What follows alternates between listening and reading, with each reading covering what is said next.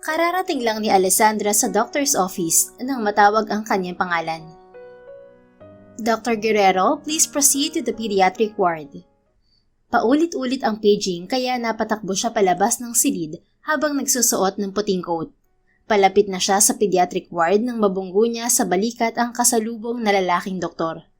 Oh, sorry doc, I'm in a hurry. Usal niya at sandaling tinitigan sa mukha ang doktor na ubod ng gwapo. It's okay. Sabi lang nito sa malamig na tinig. Nagpatuloy siya sa pagtakbo, ngunit hindi maalis sa kanyang isip ang gwapong mukha ng doktor, maging ang boses nito na tila musika sa kanyang pandinig. Bagong doktor ba yun? Ang pogi.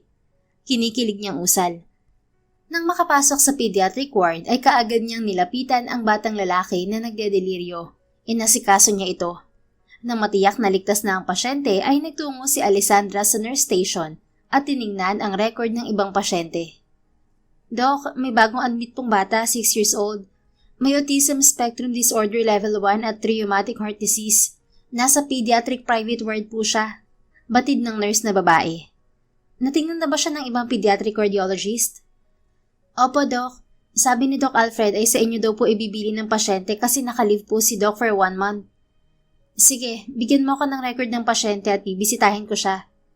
Ibinigay naman sa kanya ng nurse ang record ng bagong pasyente. Saglit niya itong binasa at nabaling ang kanyang titig sa parating na 2 doktor na lalaki.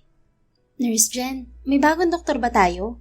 Tanong ni Alessandra sa nurse, pero nakatitig pa rin siya sa gwapong doktor na siyang nabunggo niya kanina sa pasilyo. Tiningnan din ito ng nurse.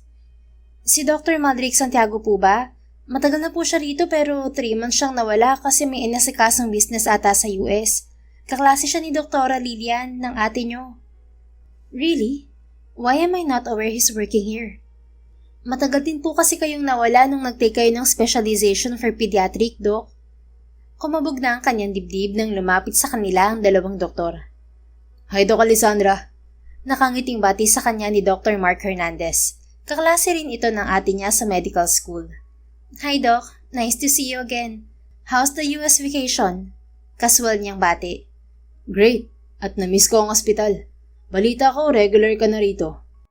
Yes, I am. But I'm still visiting private and public clinics.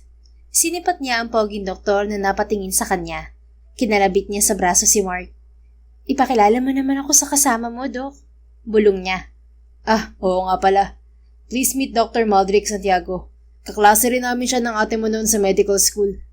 Pagkawa na isabi ni Mark, pinakilala rin ng kasama nito. Hello, Doc. Malapad ang ngiting bati niya. Inalok pa ng kanang kamay ang seryosong doktor. And Drake, meet Alessandra Guerrero. Nakababatang kapatid siya ni Dr. Lilian. Ani Mark. Tinitigan siya ni Maldrake sa mga mata pero saglit lang. Sandali lang din siya nitong kinamayan.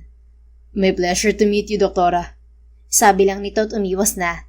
Kinausap nito ang nurse na lalaki. Tumabang ang kanyang ngiti at may konting inis na naramdaman. Ilang taon ka na pala, Sandra? Maya-maya ay tanong ni Mark. 31 na ako, Doc. Turan niya. Ibinalik ang tingin sa patient's record.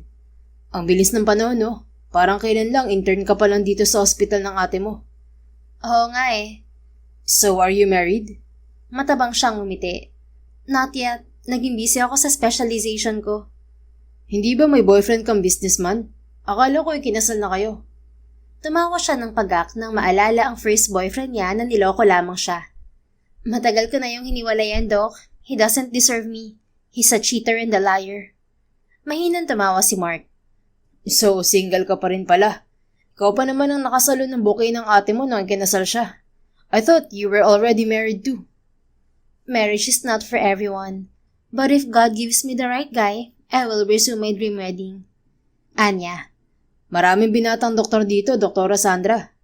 Nasipat niya ulit si Maldrake na abala na sa kausap nito sa cellphone. Muli niyang kinalabit sa braso si Doc Mark. Doc Mark, si Doc Maldrake ba ay single? Pabulong niyang tanong dito. I'm not sure. Hindi naman niya nagsishare ng private life niya since college kami. Ilang taon na ba siya? Magkaedad lang kami, 36. May asawa na kaya siya? Don't tell me you like Doc Maldrake, Doktora Sandra. Nakangiting tudyo ni Doc Mark. Lumapad ang kanyang ngiti. I think yes, Doc. Kinikilig pang tugon niya. Maya-maya ay naudlot ang kanyang kilig nang mamataan ang kanyang ate Lilian na palapit sa kanya. Ito ang may-ari ng private hospital at isa itong psychiatrist. Sandra, ano yung ngiti mo ha? Puna ni Lilian. Masama ang tingin sa kanya. Sinalubong na niya ito. Wala ate, masaya lang ako. Masaya ka kasi may nakita ka na naman pogi? Umangat ang sulok ng kanyang labi. Ate naman, ngayon na nga lang ako ulit lumalandi, kukontra ka pa. Gusto mo bang tumanda akong dalaga? Oh, hindi ba doon ka na rin naman pupunta? Simula nung nakipaghiwalay ka kay Steve, isinumpa mo na ang pag-ibig. Si Steve ang dati niyang nobyo. Natuklasan kasi niya na may anak pala ito sa kinakasamang babae. Pero hindi ko sinabing hindi na ako iibig pa ulit ate. At sino naman niyang kinababaliwan mo ha? Itinuro niya si Maldrake na kausap na si Doc Mark. Si Maldrake? Mahinang sambit ni Lilian. Oo ate, ang pogi niya at ang lakas ng dating niya sa akin. Ayan ka na naman sa pogi. Hindi ko close si Maldrake at wala akong masyadong alam sa private life niya, lalo na sa marital status niya. His cold little sister. Obvious naman. Ano pala ang specialty niya bilang doktor ate? He's an orthopedic surgeon. He's not regular here. At ang alam ko, may schedule lang ang duty niya at madalas on-call. Mas madalas siya sa public hospitals. Ang alam ko rin ay busy siya sa pamamahala ng business nila. He's a businessman too? Yes, meron silang pharmaceutical company sa US at meron na rin dito sa Pilipinas. Wow, does it mean he's a billionaire? At mukhang kalaban namin siya ni Edward sa pharmaceutical business. Yeah, but his company was established in the US by his grandparents, so matagal na ang kumpanya nila. Bakit alam mong tungkol sa kumpanya ni Maldrake pero wala kang alam sa marital status niya? Pinandilatan siya ng mga mata ni Lilian. Of course, business is louder than the owner's personal details. At hindi naman ako kasing chismosa mo, no? Siniko niya sa braso ang kanyang ate. Ate talaga, ayaw mo ba akong maging masaya? Susuportahan kita kung saan ka masaya, Sandra. Pero dapat maingat ka na sa pagpili ng lalaki. Don't expect too much for Maldrake. Sa edad niya na yan, sa palagay mo ba'y single pa siya? Pero naalala ko, hindi na talaga palakibo noon pa si Maldrake. Maraming babae may gusto sa kanya pero takot lumapit sa kanya. Meaning single pa siya. Giit niya. Hay, bahala ka nga.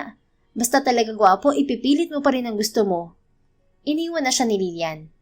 Kinabukasan ng hapon, pagkatapos mag-round ni Alessandra sa pediatric ward, ay nagtungo siya sa kantin dala ang baon niyang snack. Namataan niya si Maldrake na mag-isang nakaupo sa harap ng kwadradong lamesa. Nilapitan niya ito. Hi Doc, can I share the table with you? Nakangiting saad niya. Sure. Anito, pero saglit lang siyang sinipat.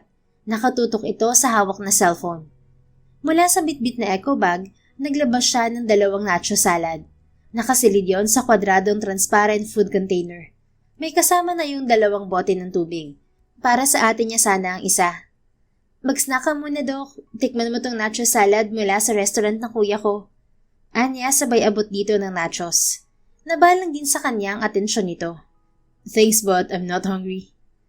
Kahit mamaya mo nakainin yan kapag gutom ka. Masarap yan. Binuksan niya ang kanyang nachos at ipinakita kay Maldrake ang laman. Inabutan din niya ito ng bote ng tubig. Thank you. I will eat it later. Sabi nito. Napangiti siya nang kunin din nito ang pagkain at tubig. Kumain na rin siya. Pansin ko, araw-araw ka na rin dito, Doc. Magkasunod ata ang schedule mo rito. Anya, binasag ang katahimikan. I have patients here. Nakaschedule sila for spine surgery. May relative rin ako nakakonfine rito. Relative? Asawa mo? Kapatid? Pinsan? Umiling ito. No. Lumapad ang kanyang ngiti nang mapansing binuksan nito ang container ng nachos. May kasama yung disposable fork. Tikman mo na ang nachos, Doc. Hindi yan masyadong maanghang at maraming cheese. Odyok niya rito. Tinikman din ng lalaki ang pagkain. It's good. Pagkuha na ihatol nito. Of course. Nagmula yan sa 5-star hotel and restaurant. Oh, okay. Kapatid mo pala si Lilian, doktora. Oo. Actually, she's my half-sister. Magkaiba ang nanay namin. And you're also a Guerrero? Yes, I am. Isa rin ako sa founder ng EAG Chemical and Pharmaceutical Incorporated dito sa Quezon City. Kasosyo ko ang kapatid kong lalaki. At balita ko, ikaw ang president ng Hexan International Pharmaceutical Corporation. Yes, and I know your brother. Si Edward? Tumango ito. I met him in a conference meeting hosted by the Philippine Pharmaceutical Association. I thought Edward was the sole owner of the company. He was just the CEO and president. Hindi kasi ako passionate pagdating sa business. I have just invested my inherited assets in the company. I'm also one of the hospital stockholders. Kaya nga hindi pa ako nakapag-asawa dahil ang dami kong gustong gawin sa buhay. The medical industry is a time eater, as well as a business. So do you mean single ka pa rin, Doc? Hindi siya nito nasagot nang tumunog ang cellphone nito at dagli nitong sinugot ang tawag. Maya-maya ay bigla itong tumayo. Excuse me, Dr. Sandra. I need to go. Paalam nito. What about your snack, Doc? I'll take it. Thanks. Tinakpan ulit nito ang nachos at binitbit kasama ang bote ng tubig. Nagmamadali na itong umalis. At least he didn't refuse the food. Kinikilig niyang sabi sabay subo ng salad. Maya-maya rin ay nabanggit na naman ang pangalan niya sa paging. Paging Dr. Alessandra Guerrero, room 104 stat. Tumayo siya at iniwan na ang tirang pagkain sa lamesa. Lumula na siya sa elevator at nagtungo sa 3rd floor kung nasaan ang pediatric private ward. Pagdating sa room 104 ay nilapitan niya ang batang babae na nagtatantrum. Isang beses pa lang niya itong nabisita, pero nang makita siya ay bigla itong kumalma. Hey honey, what's wrong? Mahinahon niyang kausap sa bata na nakaupo sa kama. Daddy left me again, Doc. Lumuluhang sumbong nito. Where's your dad, ha? He's gone. Hinarap niya ang nurse na babae. Nasaan ba ang tatay ng pasyente? Kaaalis lang po ni Doc. Tura ng nurse. Doc? Meaning, doktor dito ang tatay ng pasyente? Opo, si Dr. Santiago ang tatay niya. Dr. Maldrake Santiago? Gilalas niyang untag. Opo, dumating siya rito kanina nang tawagan namin. Kaso bigla siyang umalis kasi kailangan siya sa surgery room. Ilang sandali siyang natigilan at tila ba may kumurot sa kanyang puso at bahagyang kumirot. Kung anak ni Maldrake ang bata, meaning may asawa ito. Nadismaya man ay inasikaso pa rin niya ng maayos ang anak nito. Zia, calm down. Your daddy will be here soon. Kausap niya sa bata. Inalalayan niya ito pahiga. But he's always leaving. Humihikbing sabi nito. Your daddy's just busy healing other people's illnesses. He's a hero, you know. But he can't heal me po. Hindi niya kayang alisin ang sakit ko dito. Itinuro nito ang kaliwang dibdib nito. Kumirot muli ang kanyang puso dahil sa awang nararamdaman niya para sa bata. Hindi biro ang karamdaman nito. Sinabayan pa ng autism. Don't worry. I'll talk to your dad later. Do you know my dad, doctor? Of course. We're working in the same hospital. Please tell Dad I don't want him to leave me again. Bakit naman, sweetheart? I'm scared. I always had a bad dream about the woman who wants to take me po. Lumuklok siya sa gilid ng kama, sa gawing kaliwa ng bata. Hinipo niya ang ulo nito. Where's your mommy, Zia? Tanong niya pagkuwan. Umiling ito. I don't have mommy. Why? Where is she? Daddy said my mom was already dead, but there's a woman saying she's my new mommy. Naisip naman niya na baka nag-asawa ulit si Maldrake.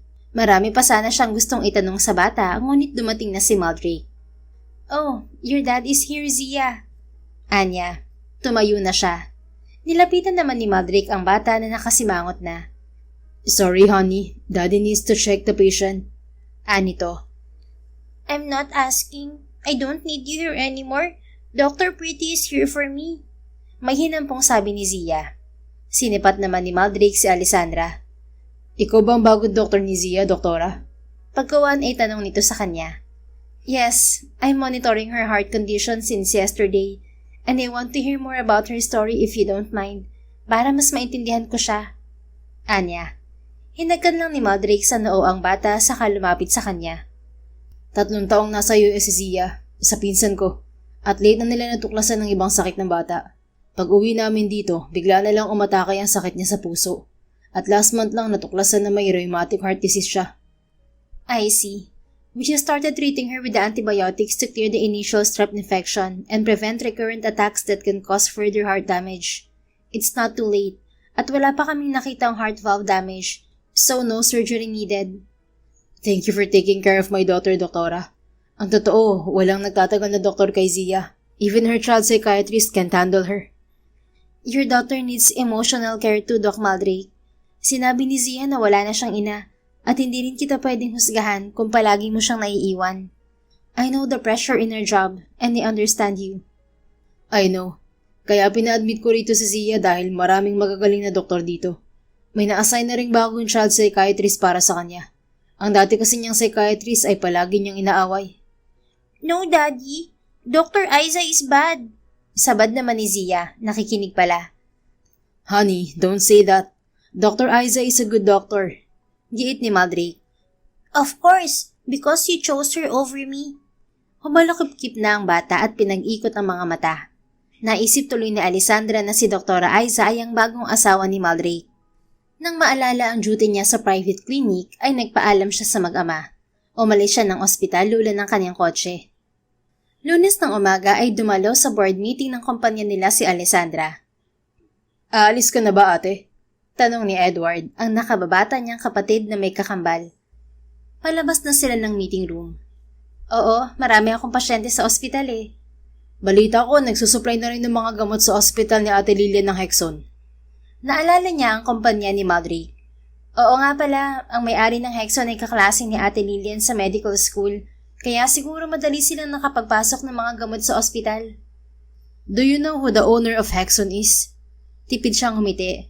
Yes, and he's a doctor too. Napailing si Edward. Mahirap makisabay sa kanila. Mas maraming tumatangkilik sa brand nila kaya nababahala ako.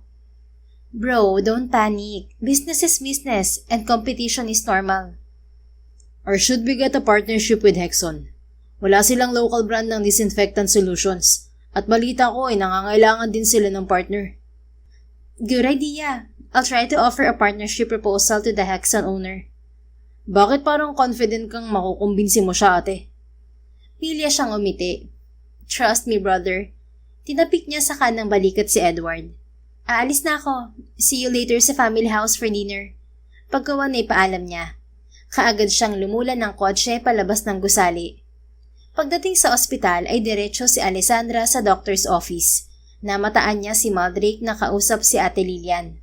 Nakatayo ang mga ito sa harap ng long table. Tuluyan siyang lumapit sa dalawa. Hi guys! Kaswal niyang bati. Mabuti dumating ka na, Sandra. Kanina ka pa hinahanap ni Doc Maldrake. Ani Lilian. Napangiti siya bigla. Bakit mo naman ako hinahanap, Doc? Tanong niya sa gwapong doktor. Hinarap siya nito. Zia wants to see you. Ayaw kasi niyang kumain. Bakit naman? Gusto niyang ikaw ang kasama niya.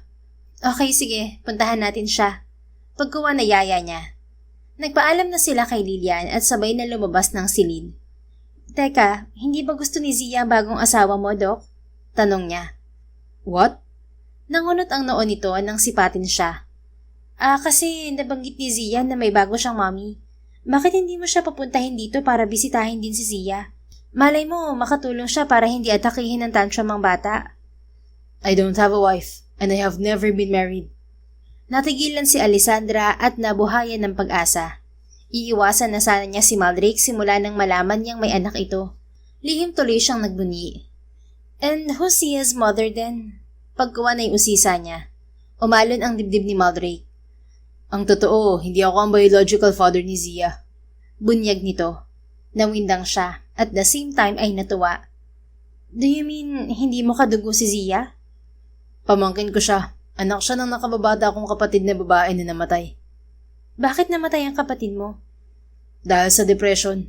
Natuklasan niya na may karelasyong ibang babae ang boyfriend niya.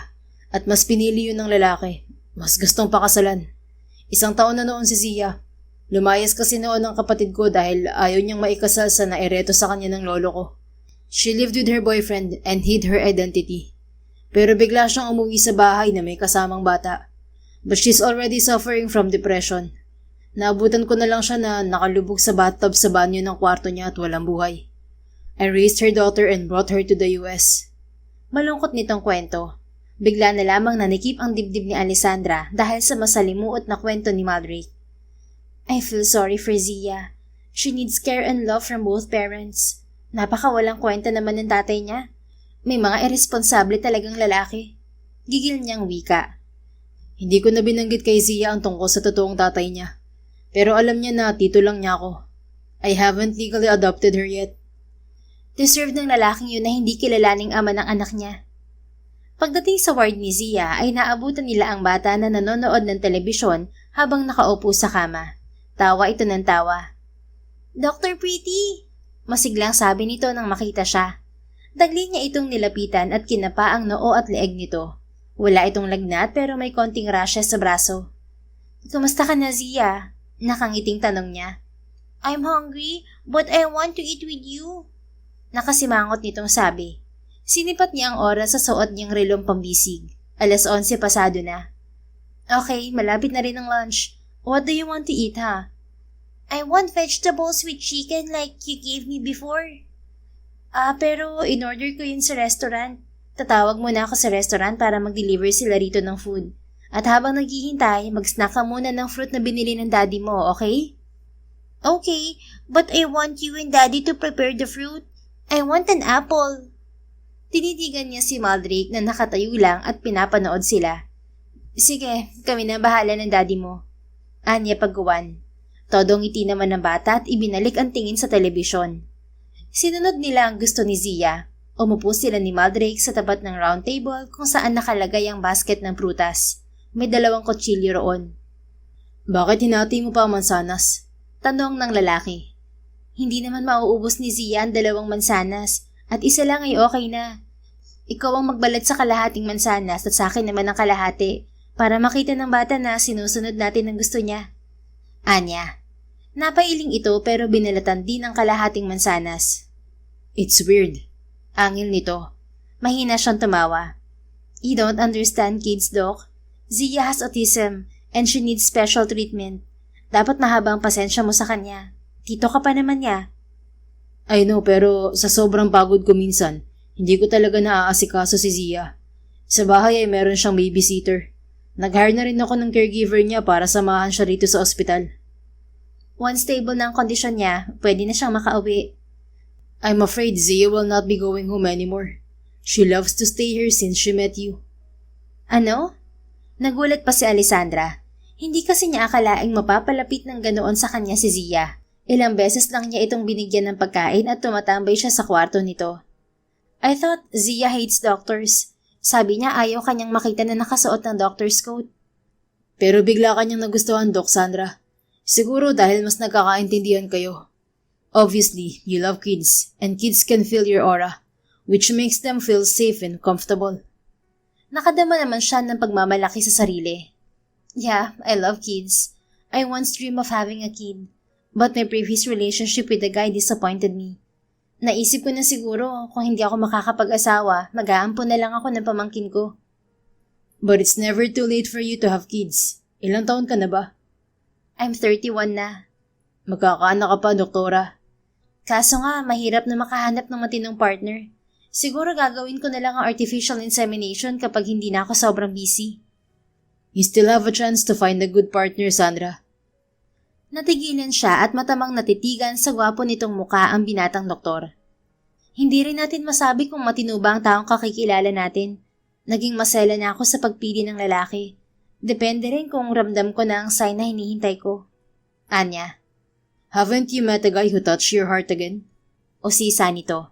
Malapad siyang umiti at hindi maitago ang kilig dahil ramdam niya ang interes ng binata na makilala siya. Ang totoo, na-meet ko na siya. Kaso mukhang hindi siya interesado sa akin. Hindi lang niya masabi na ito ang tinutukoy niya. Baka nahihiya lang siya sa'yo. Tumawa siya ng pagak. Hindi naman siya mukhang mahiyain. He's cold actually, pero gusto kong personality niya. Hiniwa na niya sa maliliit ang nabalatang mansanas. Naghugas naman sila ng mga kamay. Matamis kaya to? Tanong niya matapos mahiwa ang mansanas. Isinama na rin niya ang binalatan ni Maldrake. Try it. Anito at biglang pumulit ng maliit na hiwa ng mansanas. Inumang nito sa kanyang bibig. Natitigilang nakipagtitigan siya sa binata, pero unti-unti rin niyang ibinuka ang kanyang bibig. Isinubo niya ang mansanas. It's not too sweet. Komento niya habang umunguya. Madistract lang ang sumisikdo niyang puso. Daddy, why are you staring at my doctor like that, ha? Maya-maya ay tanong ni Zia. Nabaling sa bata ang kanilang atensyon. Nakasimangot si Zia habang humahalukip-kip. Natawa si Alessandra. It's okay, Zia. Nothing to worry with your dad's stares. Sinubuan lang niya ako ng apple. Anya saka tumayo. Nilapitan niya ang bata dala ang plato ng nahiwang mansanas. Umupo siya sa gawing kaliwa nito. Can you eat alone, honey? Tanong niya rito. I can. Ipinatong niya sa mga hita ni Zia ang plato. Pagkuwan ay dinukot niya ang kanyang cellphone sa kanyang shoulder bag. Tumawag siya sa restaurant ng Kuya Lorenzo niya at nag-order ng lunch. Dito ka na rin mag-lunch kasama namin ni Zia, Doc. Pagkuwan ay sabi niya kay Maldrick. Tumango lang ang binata. Binalikan niya ito at muling umupo sa kaharap nitong Celia. Nagbabalat ito ng dalandan. Bakit pala hindi ka pa nag-aasawa, Doc Maldrick? Tanong niya at nagbalat na rin ng dalandan. I don't have time to pursue a woman. Mahina siyang tumawa. Sa bagay, doktor ka at namamahala ng malaking kumpanya, tapos may pamangkin kang inaalagaan. Hindi naman mandatory ang pagkaasawa eh. Pero sakaling may time ka na, Doc, may napupusuan ka bang babae na gustong ligawan? Sinipat siya nito. Sa palagay mo ba may babaeng magtsatsaga sa akin? Of course meron, at isa na ako roon. Walang abong niyang turan. Kinilabutan din siya nang ma-realize kung ano ang kanyang nasabi, pero hindi na niya ito binawi. Do you like me, Sandra? Nakangiting tumitig siya kay Maldrick. Hindi naman masamang umamin, di ba? Yes. Gusto kita sa unang pagkikita pa lang natin, Doc. At ano naman ang nagustuhan mo sa akin? I'm boring. Tumawa siya ng pagak. Siguro para sa iba ay boring ka, pero para sa akin sakto lang. Tiwala naman ako sa sarili ko na kaya ko mag-adjust sa personality mo. And I think we're perfect for each other. Maingay ako, tahimik ka. At saka hindi rin nalalayo ang estado natin sa buhay kaya relate ako sa'yo. Pero kahit naman lumaki ako sa mayamang pamilya, kaya ko makisabay sa buhay ng mga simpleng tao sa lipunan. Mas marami nga akong kaibigang mahihirap eh. I care for them. So I founded a charity program for indigenous people and those who are unable to work, like people with disabilities. Masaya ako kapag may natutulungan. Nagkwento na siya. Kaya pala nagsisilbi ka rin sa mga free medical clinics. How did he know that? Takang tanong niya. Lillian told me about your duties. Why? Because you asked to? Na-excite siya bigla nang maisip na interesado rin sa kanya si Maldrick. No, bigla ka lang naming napag-usapan nung binisita ni Lillian si Zia. Tumabang ang kanyang ngiti. Mukhang tinutulungan lang siya ni Lillian na magkalapit sila ni Maldrick. Kailan pa naging matchmaker ang ate ko? Pabulong niyang saad. Ano yun? Ani Maldrick. Kumislot siya at napailing. Wala, Doc. Wait lang natin ng food na order ko. Hindi na umimik ang binata. Isang oras ang lumipas bago dumating ang order ni Alessandra na pagkain. Gusto ni Zia na katabi siyang kumain, kaya naglagay siya ng silya sa tabi ng kama nito. I want that soup, Doctor. Ani Zia nang makita ang sabaw ng baka sa maliit na bowl. Okay, pero susubuan na lang kita, baka kasi matapon. Inilapit niya rito ang bowl ng sabaw at sinubuan to. Pinapanood naman sila ni Maldrick habang ito'y nakaupo lang sa harap ng round table. Doon ito kumakain. It's yummy, Doc. Ani Zia. Just call me Tita Sandra, Zia. Doctor is too formal. What about I call you Mommy po? Namilog pa ang mga mata ng bata. Bigla siyang natawa sabay lingon kay Maldrick. Ask your daddy if he will allow you to call me Mommy, honey. He doesn't care. Basta I'll call you Mommy Sandra, okay? Natawa na naman siya pero lihim na kinilig. Okay, you're the boss. Basta ubusin mo tong food mo, ha? Okay. Humigop ka pa ng sabaw. Muli niya itong sinubuan ng sabaw. Nang kusa ng kumakain si Zia ay iniwan na niya ito. Sinamahan naman niya sa lamesa si Maldrick. Mas magandang ora ngayon ni Zia kumpara nung una ko siyang nakita. Mas maaliwalas na ang mukha niya, hindi malungkot. You're right. I haven't seen her like that before. Ani Maldrick. Bakit? May nangyari ba kung bakit parang mailap sa ibang tao si Zia? Matagal ko kasi siyang iniwan sa pinsan ko sa mother side. American siya kasi American ang lolo ko sa mother side. Late ko na nalaman na hindi pala maganda ang trato ng pinsan ko kay Zia. Nagsumbong sa akin ng bata na palagi siyang sinasaktan ng pinsan ko.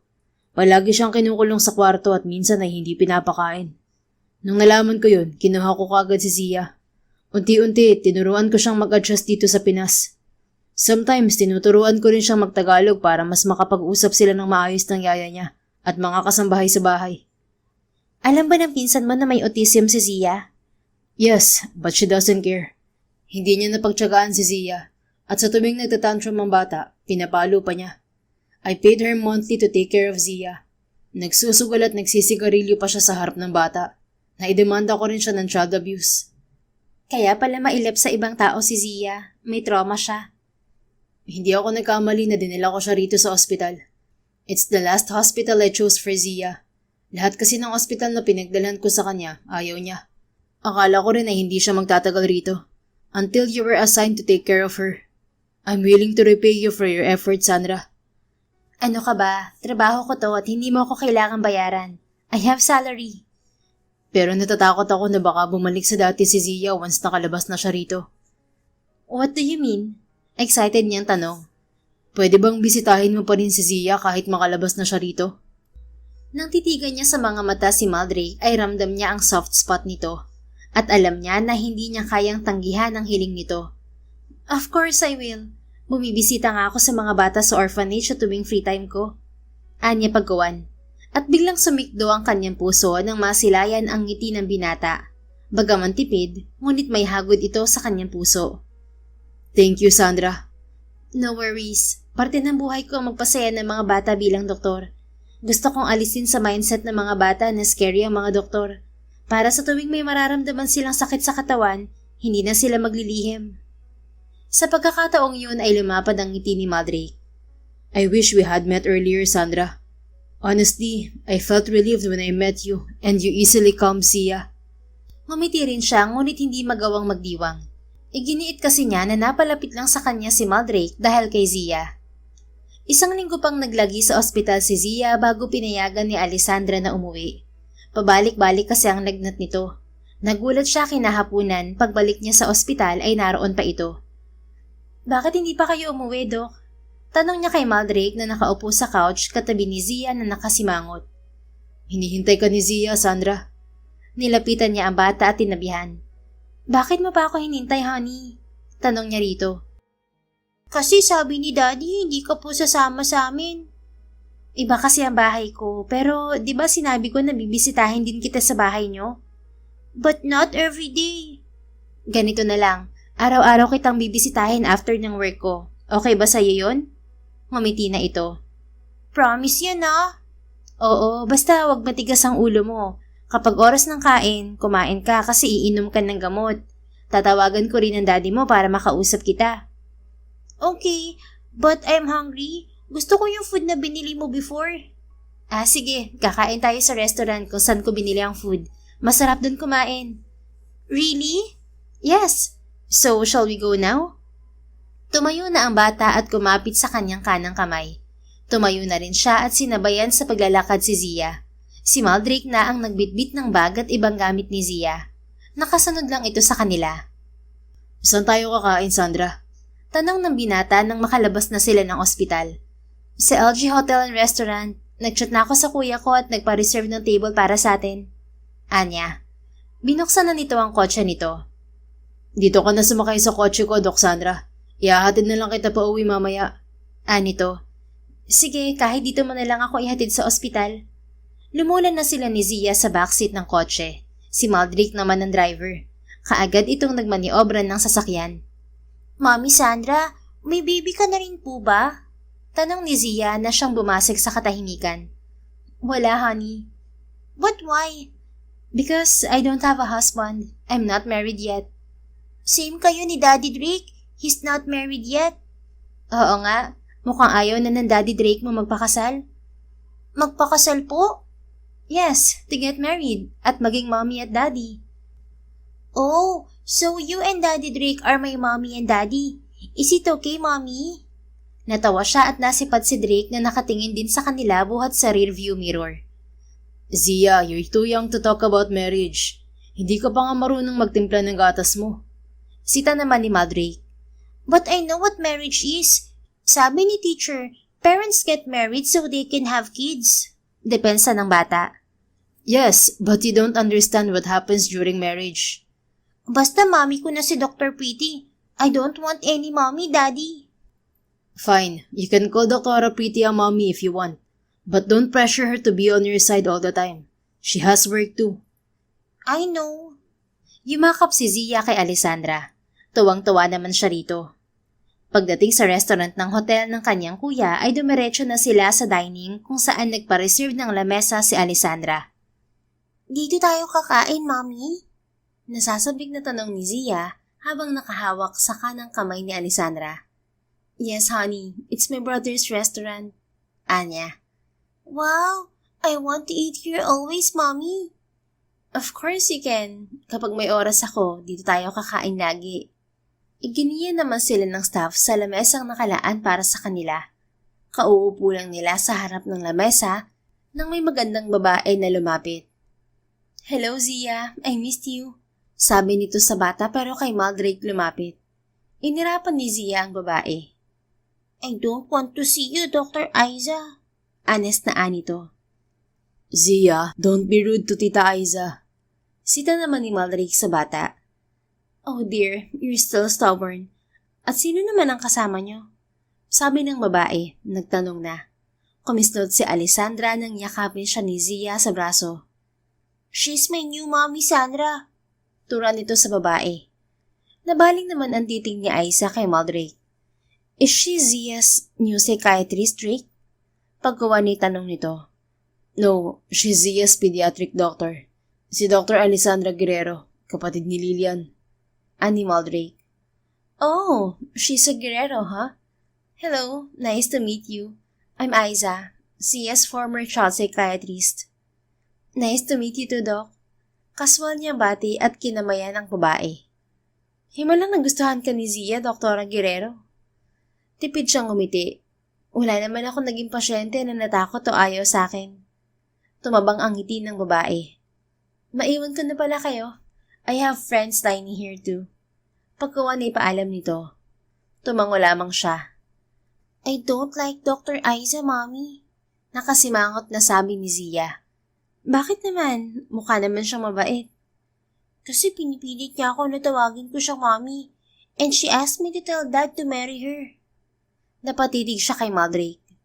Drake, aware ka ba sa sinasabi ni Zia? Usig nito. Yes, kaya nagpa siya ako na magpalit ng psychiatrist ni Zia. Aiza is not a good psychiatrist. She's manipulating your daughter's mind.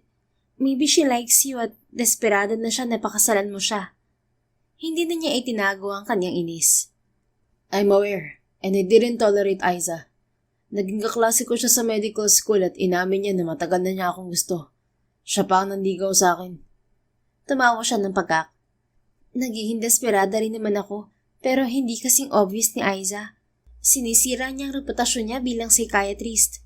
Then she can't even handle her own mental issues.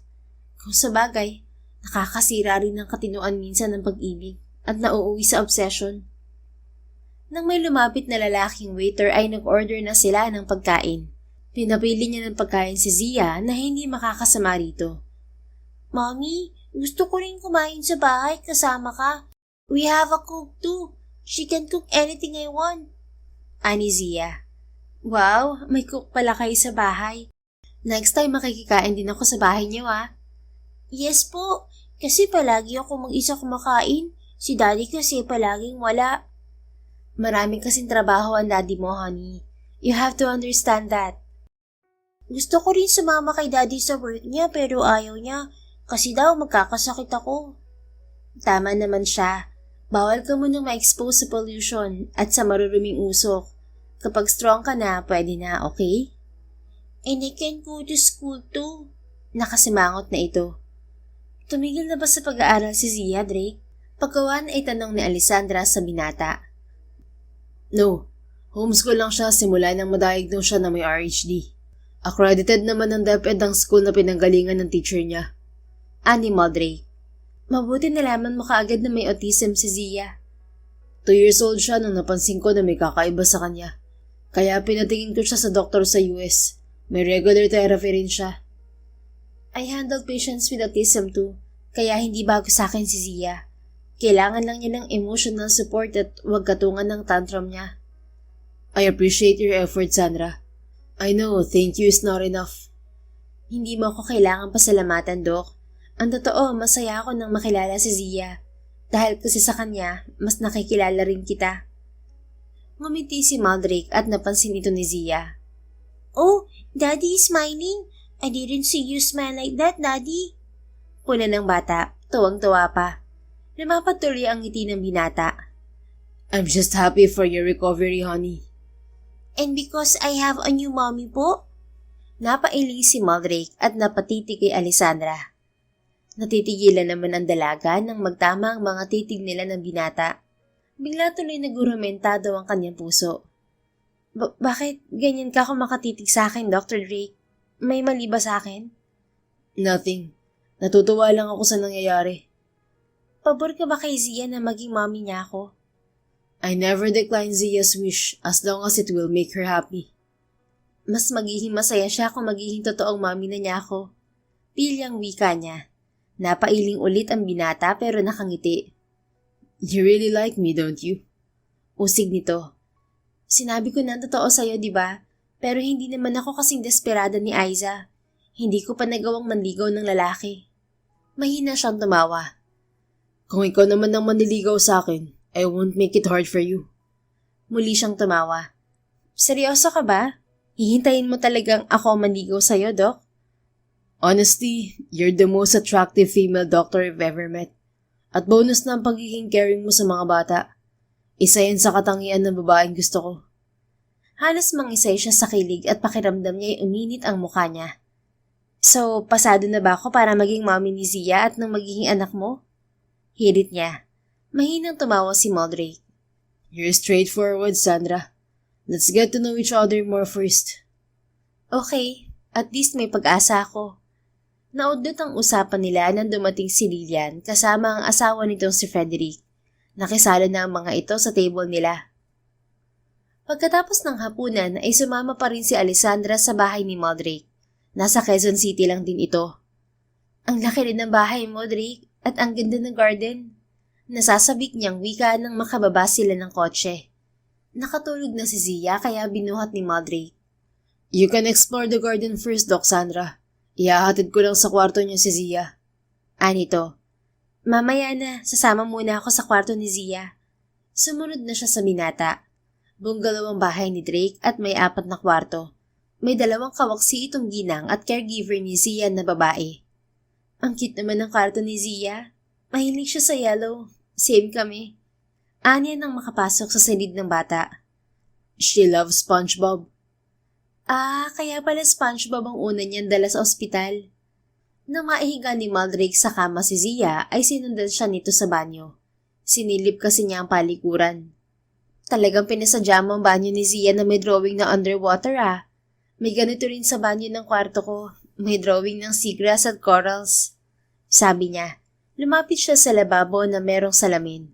Kumisnot siya nang lapitan din siya ni Maldrake at nakipagtitigan sa kanya buhat sa salamin. Hindi ko naisip na may magbabago pa sa sitwasyon namin ni Zia. Until you came, Sandra. I felt like I opened the door where my dreams are stuck and waiting for me to pursue them again. Seryoso nitong wika. Bakit? Ano bang mga iniisip mo nang wala pa ako, Doc? I decided not to get married and focus only on Zia and my job. Hindi ko rin iniisip na magiging masaya kami ni Zia katulad ng ibang mag-ama. Bala ko ang formal na ampunin siya. Pumihit siya paharap dito. Matangkad si Maldrake kaya tinitingala niya ang mukha nito. Matangkad na rin siya sa taas na 5 talampakan at 5 pulgada. Nakulong lang ang isip mo sa mabigat na responsibilidad, Drake. Dedicated ka sa trabaho mo. May malaking kumpanya ka pa. Hindi yan biro kasi halos wala ka ng oras para sa sarili mo. But you deserve to be happy. Anya. I know, but in my situation, I can't find the chance to spoil myself. 19 years old ako nang namatay ang tatay ko na namamahala sa kumpanyang namana ng nanay ko sa parents niya. And my mother died after giving birth to my late sister. Ako nang nag-alaga sa kapatid ko. Pero nung namatay si daddy, kinokontrol na ng lolo ko ang buhay naming magkapatid. Pinilit niya ako na pamahalaan ng kumpanya kahit mas gusto kong maging doktor. Ang totoo, hindi alam ni Lolo na itinuloy ko ang pagdodoktor. Nung namatay siya, tuluyan ko nang niyakap ang kumpanya kasi wala namang ibang magmamana nito kundi ako. And now I only have Zia, kaya handa akong gawin ang lahat para sa kanya. Kwento nito. I admire you for being a hardworking guy, Drake. Successful na ang business mo. Ang totoo, natatakot ang kapatid ko kasi baka bumagsak ang demand sa mga gamot namin kasi nakapasok na rito sa Pilipinas ang Hexon Pharma. Are you threatened by my company? Medyo. Pero pwede kayong magkaroon tayo ng partnership. We can supply chemicals to your company. Nagmula sa Japan ng karamihang raw materials namin. At pansin namin na limited lang ang brand nyo sa mga chemical solutions. Gusto ko kasi manatili ang original brands ng Hexon mula US. Pero okay sa akin ang partnership. Wala pa akong nakadeal na ibang pharmaceutical company regarding partnership. Bigla naman siyang nasabik. So, can we be business partners? Sure. Bigyan mo ko ng contract para ma-review ko. Next week ibibigay ko sa'yo. Magiging busy kasi ako sa ospital sa mga susunod na araw. No problem. Maya-maya ay biglang umiyak si Zia. Sabay pa sila ni Maldrake na lumabas ng banyo kaya nagsiksikan sila sa pintuan. Kapwa sila natigilan nang magdaiti ang kanilang mga katawan. Tumuli na ang tibok ng puso ni Alessandra. You go first. Ani Drake pero hindi inaalis ang kamay sa kanyang kanang balikat. Napangiti siya at kusa na lamang lumayo sa binata. Patakbong nilapitan niya si Zia at niyakap. It's okay honey, Mommy's here. Alo niya sa umiiyak na bata. Mommy, I have a bad dream again. Humihikbing sumbong nito. It's just a dream. Gusto ko dito ka lang po sa tabi ko. Okay, hindi ka iiwan ni Mommy. Matulog ka pa. Inalalayan niya ito pahigang muli. Humiga na rin siya sa tabi nito at marahang hinihipo ang ulo nito. Dito ka na lang muna matulog, Sandra. Ihahatid na lang kita sa inyo bukas ng umaga. Ani Maldrake. Sige, kaya ko namang magising ng sobrang aga. May mga lumang damit ng kapatid ko. Okay lang ba sa'yo na gamitin yon? Oo naman. Hindi ako naniniwala sa mga pamahiin ng patay. Isa pa, matagal nang wala ang kapatid mo. Pero magkasya kaya sa akin ang damit niya? Magkasing katawan lang kayo. Matangkad din siya. Sige, may extra underwear naman ako sa bag. Wait for me here. Sinundan niya ng tingin si Maldrake na paalis. Nakatulog na din ulit si Zia. Maya-maya ay bumalik ang binata dala ang pajama at blouse ng kapatid nitong Yumao. Maligo ka muna. Dito lang ako para bantayan si Zia. Anito. Okay. Pumasok na siya ng banyo dala ang bihisang damit at kanyang bag. Nagkusot na rin siya ng hinubad niyang underwear at isinabit lang sa hanger. Paglabas niya ng banyo ay namataan niya si Maldrake na nakahiga sa couch at tulog. Napagod ang gwapo. Kinikilig niyang wika habang tinititigan ang nahimbing na binata. 2 linggo pa ang lumipas. Halos araw-araw binibisita ni Alessandra si Zia sa bahay ni Maldrake. At nang Sabado naman ng gabi ay pumayag siyang matulog sa bahay ng mga ito.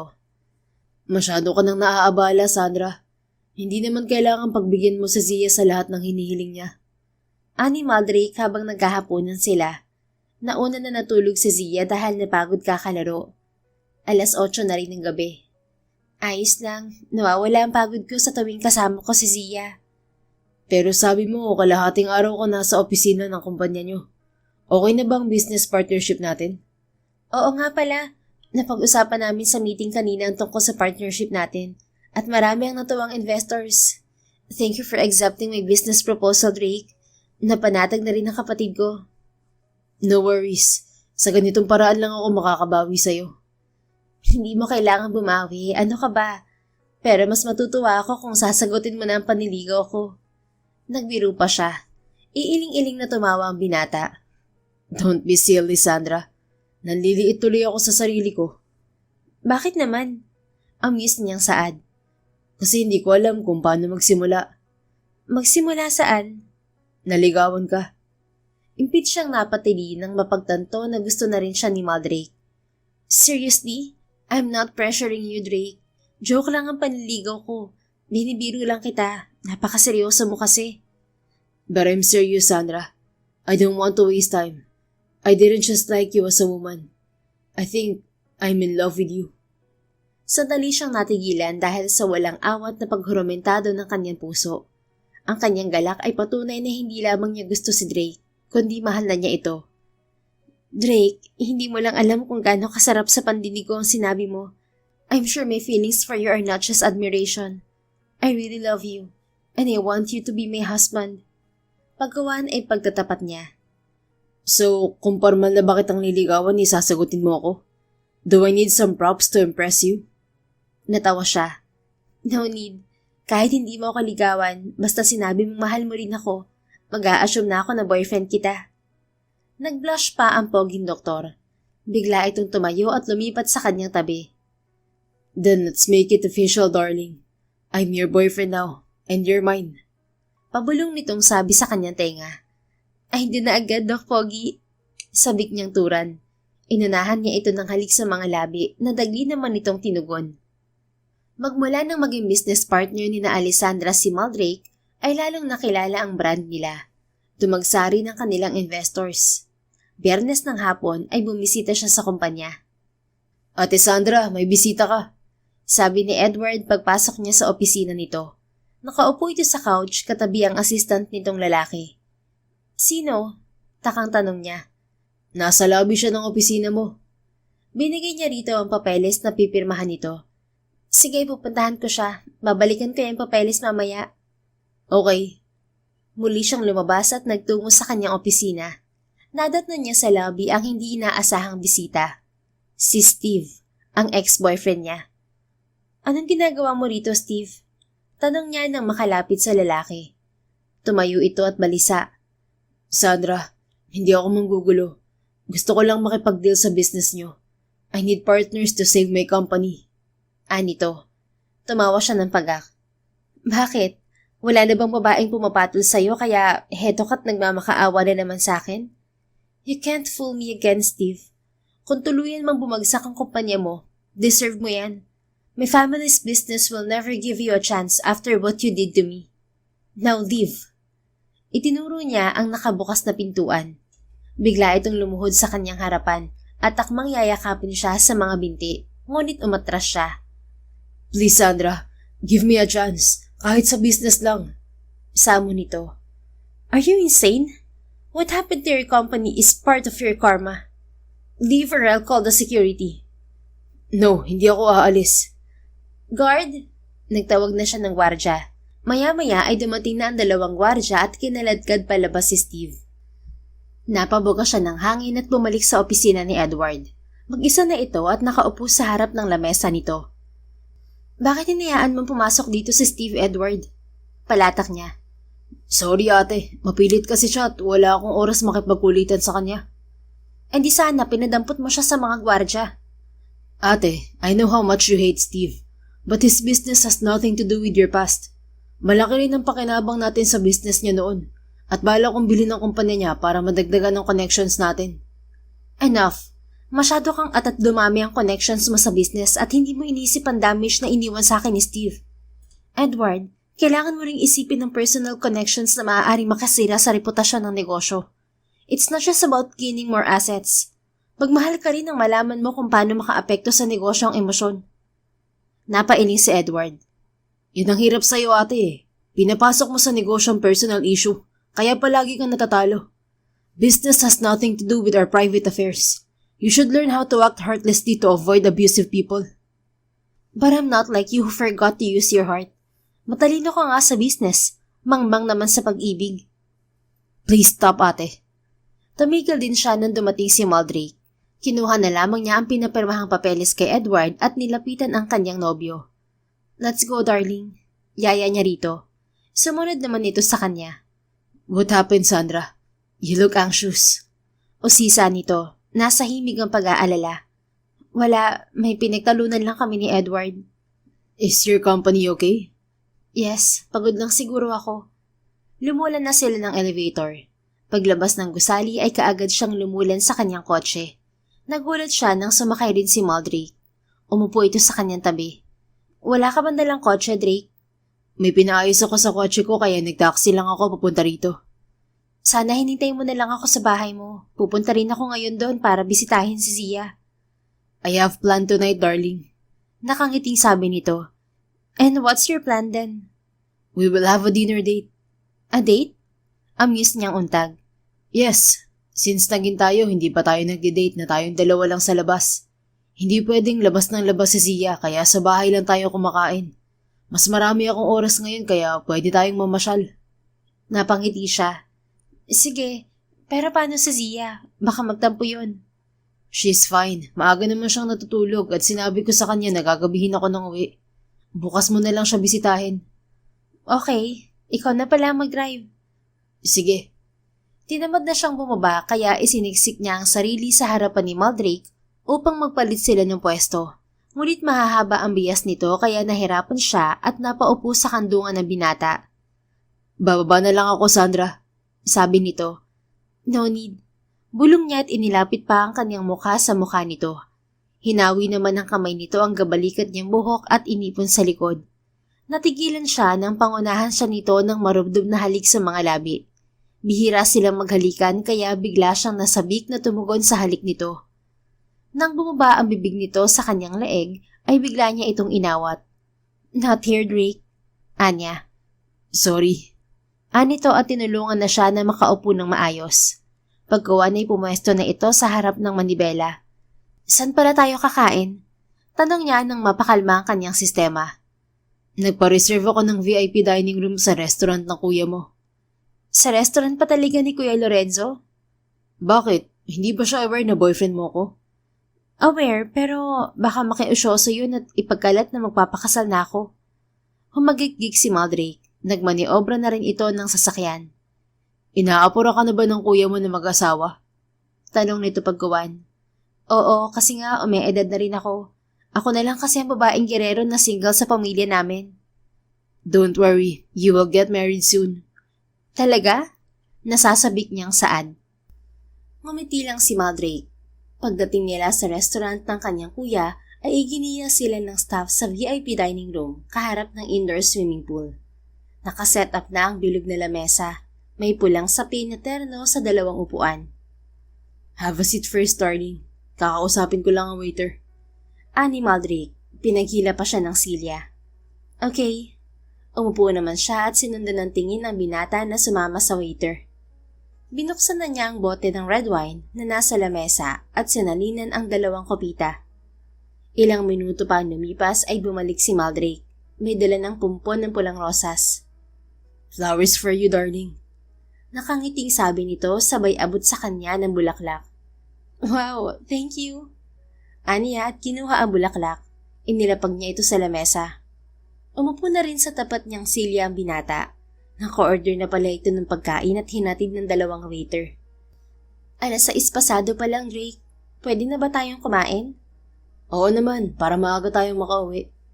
Sige, nagugutom na rin ako at natatakam sa mga pagkain. Let's eat. Saglit lamang siyang nagdasal pagkatapos ay nilantakan niya ang pagkain nasa iisang platong malaki. Pero may nakabukod namang pagkain at dessert. May kasamang kwentuhan ng kanilang hapunan kaya inabot sila ng 8:00 bago natapos kumain. Nagtataka si Alessandra kung bakit nag-serve pa ng pagkain ng waiter. Nag-order ka ulit ng dessert, Drake? Busog na ako. Anya. That's not just a dessert, darling. Open it. Anito. Nang alisin niya ang stainless na takip na plato ay nawindang siya nang makita ang maliit na cheesecake pero ang topping ay singsing na may diamond sa tuktok. Oh my God, are you proposing to me, Drake? Hindi makapaniwalang saad niya. Nakangiting tumayo si Maldrake at lumapit sa kanya. Kinuha nito ang singsing mula sa cake at pinunasan ng tissue. Pagkawan ay lumuhod ito sa kanyang harapan. Alessandra Guerrero, I can't wait any longer to take you as my wife. We're not getting any younger. So please, let's get married. Masuyong pahayag nito. Dahil sa galak ay nauna ang kanyang pagluha. Maya-maya ay tumango rin siya. Yes, I will marry you, Dr. Drake. Tugon niya.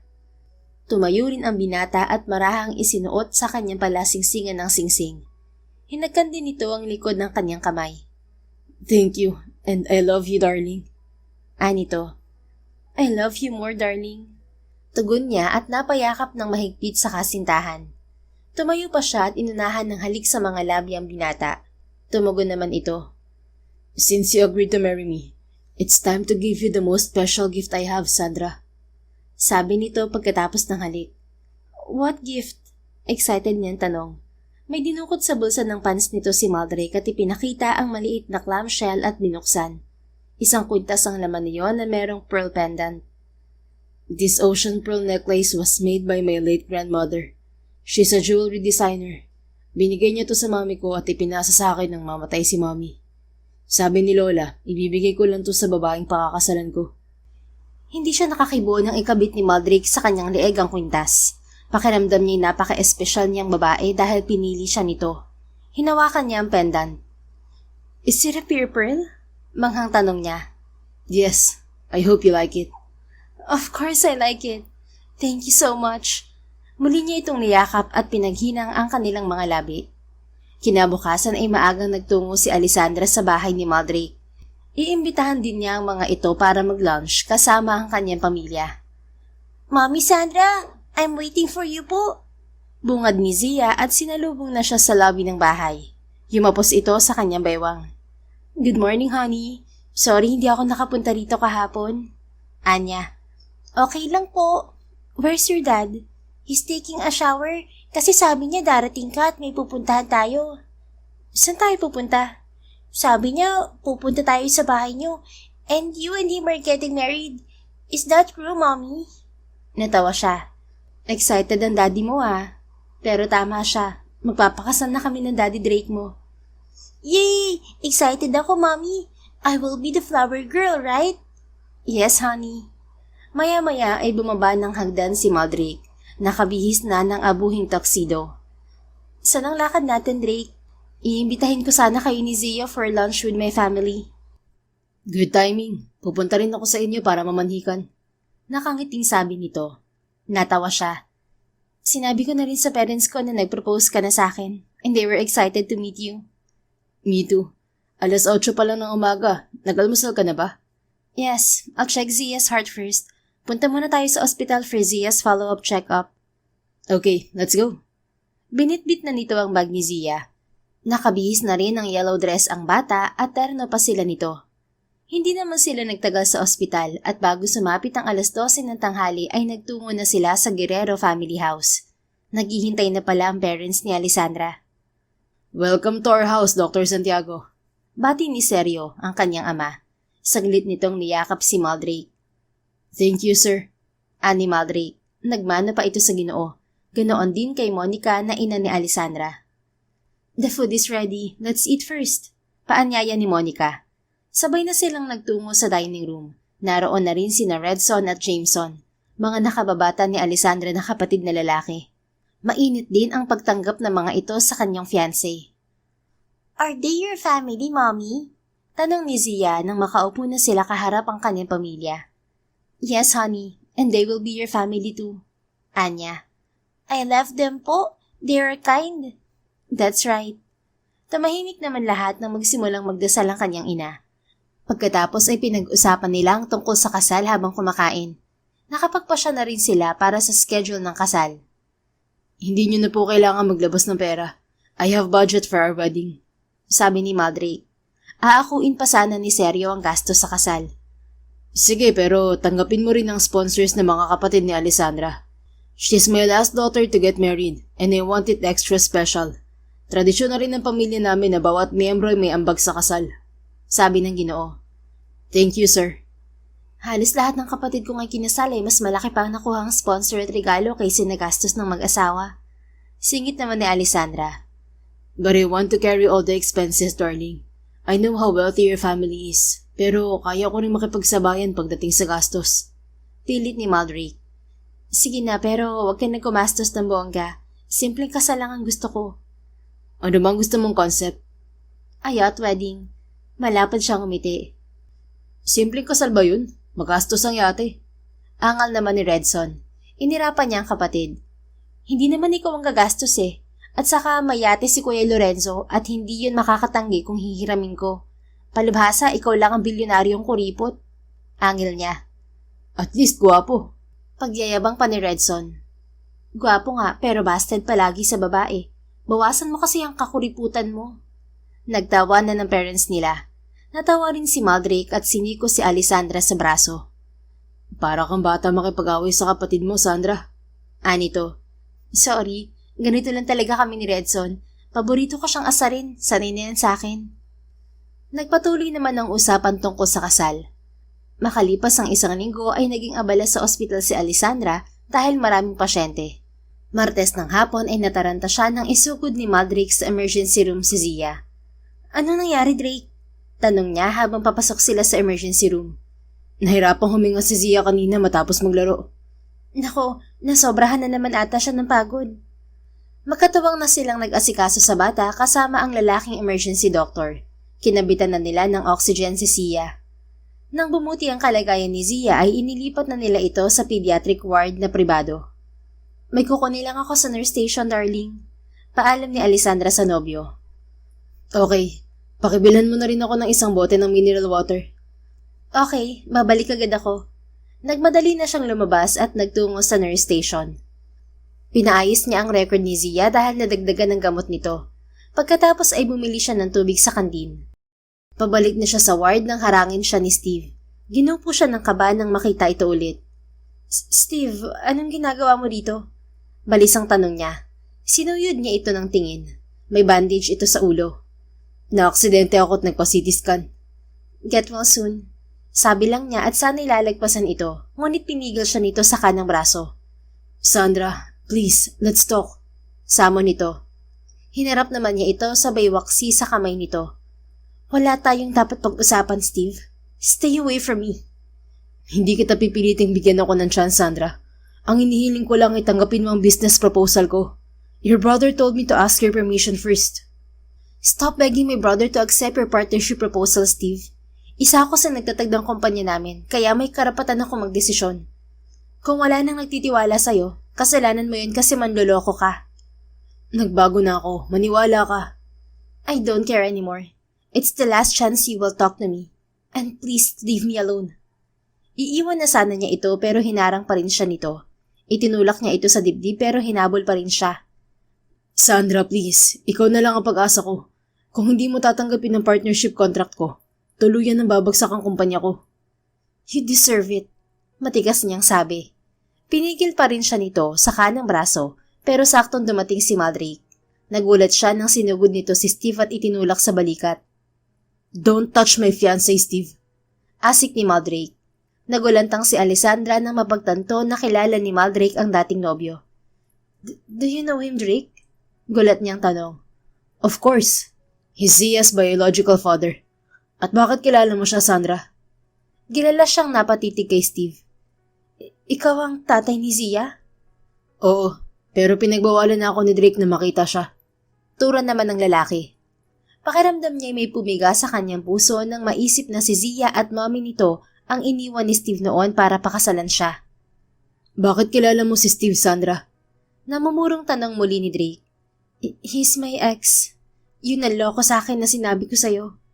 Gumaralgal ang tinig na pag-amin niya. Bumakas sa mukha ni Drake ang pagkawindang, ngunit namuo ang galit sa mga mata nito. So, you're the woman who caused my sister's depression? Nang dahil sa'yo iniwan ni Steve ang kapatid ko at pamangkin. May gigil nitong saad. Hinarap niya ang kanyang nobyo. No, I didn't mean it. Wala akong kasalanan. Natatarantang paliwanag niya. Hinawakan niya sa braso ang binata ngunit iniwaksi nito ang kanyang kamay. I can't believe it. My sister cursed you and Steve. At kahibangan na minahal kita, Sandra. Hindi mo naiintindihan, Drake. Enough. Hindi ko maatim to. Just leave me and Zia alone. And about the marriage? Forget about it. Natulala siya nang biglang tamalikod si Maldrake at iniwan siya. Drake! Tawag niya at sana'y hahabulin ang binata. Ngunit pinigil siya ni Steve sa kanang braso. Sa inis niya itinulak niya sa dibdib ang lalaki at sinampal. You ruined me again, Steve. Sa tingin mo ba maaawa pa ako sa'yo? You chose your path and you deserve what you've got. Wala kang kwentang lalaki. Wala kang kwentang ama. You left your daughter, her mother, because of me. Alam ko ang totoong dahilan mo. Yun ay dahil sa negosyo ng pamilya ko. You never loved me. You just want my money and influence. At tama lang na hindi ka kilalaning ama ng anak na tinalaguran mo para sa pera. Ayoko nang makita ka pa. Lumuluhang palatak niya sabay bira ng talikod. Papasok na sana siya sa ward ni Zia, ngunit tinawag ang kanyang pangalan para magtungo sa pediatric ward. Inuna muna niya ang pasyente. Alas 9 na ng gabi natapos ang duty ni Alessandra at pagpasok niya sa ward ni Zia ay wala si Maldrake. Tulog pa ang pasyente. Nilapitan niya ito at hinagkan sa noo. I'm sorry, honey. Bulong niya rito. Kumistod siya nang bumukas ang pinto at pumasok si Maldrake. Nakasuot lang ito ng itim na kamisetang hapit at denim pants. Kaagad niya itong nilapitan. Drake, I know you're still mad at me. Pero wala kang dapat ikagalit sa akin. Hindi dapat ako magalit, Sandra. Pero masakit para sa akin na malamang ikaw ang dahilan kung bakit nagdusa ang kapatid ko. Sabi nito sa matigas na tinig. Biktima rin ako. Hindi ko alam na may kinakasama noon si Steve at may anak sila. May nagtip lang sa akin na may pamilya pala si Steve. At nagalit ako nung umamin siya. Tapos sabi niya, hiniwalayan niya ang babae para pakasalan ako. Nakipaghiwalay ako sa kanya nung nalaman ko ang totoo. Sobrang nasaktan din ako.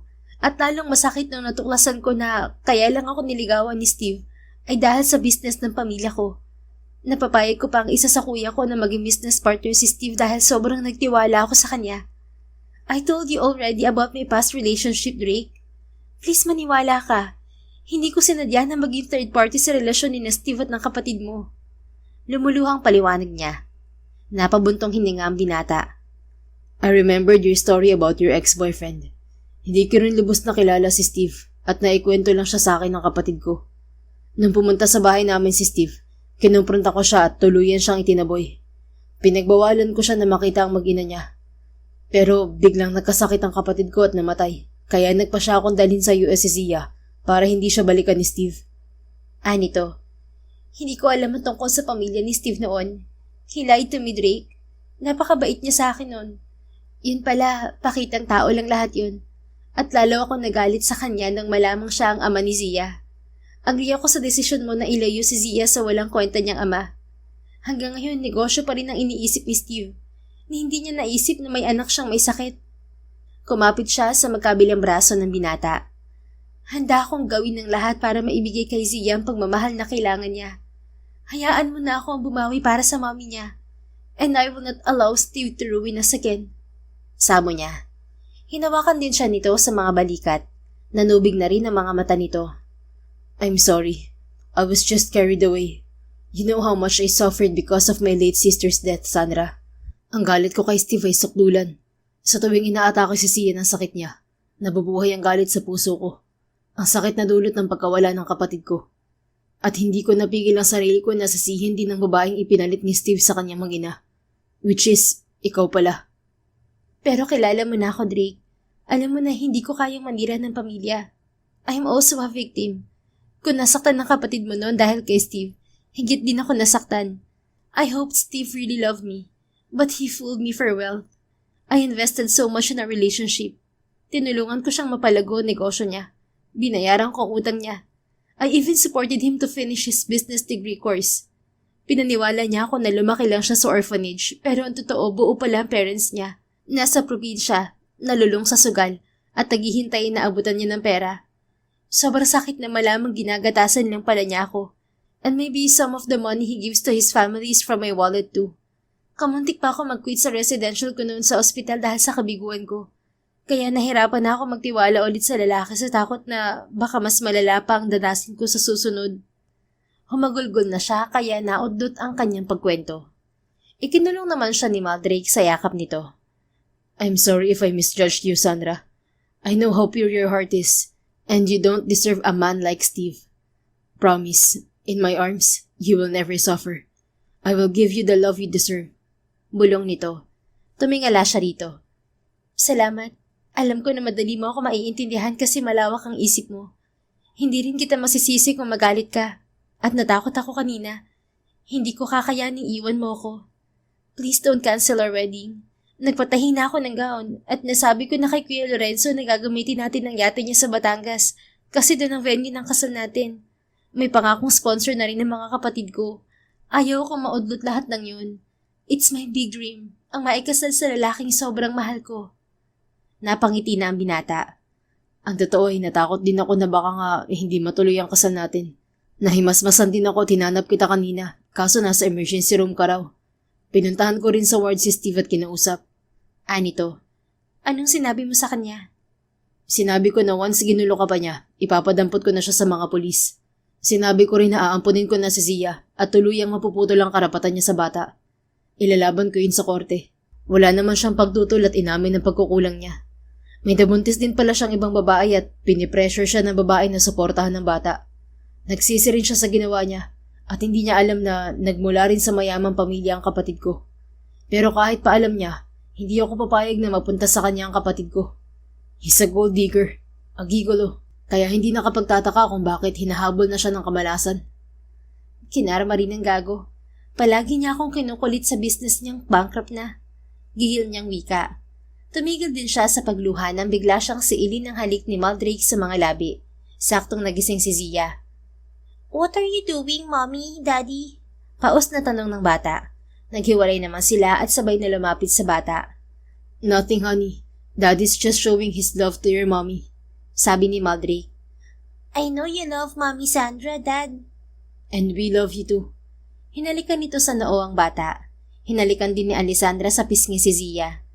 Nagpagawa na ako ng gown mo para sa kasal namin ng daddy mo, Zia. Kaya dapat magpalakas ka. Anya. Really? Excited na sabi ng bata. Yes, paglabas mo rito, pupuntahan natin ang damit mo. I want to see my gown, Mommy. Kaya nga magpalakas ka, Zia. You must be hungry. Bibili muna ako ng food natin. Sabi naman ni Maldrake at nagpaalam. Nagkwentuhan na sila ng bata dahil hindi ito mapakali at gusto nang makita ang gown nito. Nang makabalik si Maldrake ay sabay na silang kumain habang masayang nagkukwentuhan. Makailang araw sa ospital ay nakalabas na rin si Zia. Matapos ang isang buwang paghahanda ay ikinasal din sina Maldrake at Alessandra. Natupad ang yacht wedding na pangarap niya at ginanap ito sa resort ng kuya niya sa Batangas. Opisyal namang inampon ng mag-asawa si Zia. Kahit nang biyayaan sila ng anak na lalaki ay hindi nabawasan ang pagmamahal at atensyon nila kay Zia. Nakarecover din ito sa sakit sa puso. Ang pag-ibig ay hindi laging perpekto. Minsan may madilim na nakaraan, may mga taong kailangang bitiwan, at may mga sugat na kailangan tanggapin. Pero sa tamang tao at tamang panahon, nagkakaroon ito ng bagong simula. At minsan, ang pamilya ay hindi lang sa dugo na susukat, kundi sa pagkalinga, sa paninindigan, at sa pusong marunong magmahal ng buo. The End. Kung nagustuhan mo ang istoryang ito, please don't forget to like, comment, and share it with your friends. Your support really makes a difference. Thank you and see you sa ating next story. Keep safe and be blessed.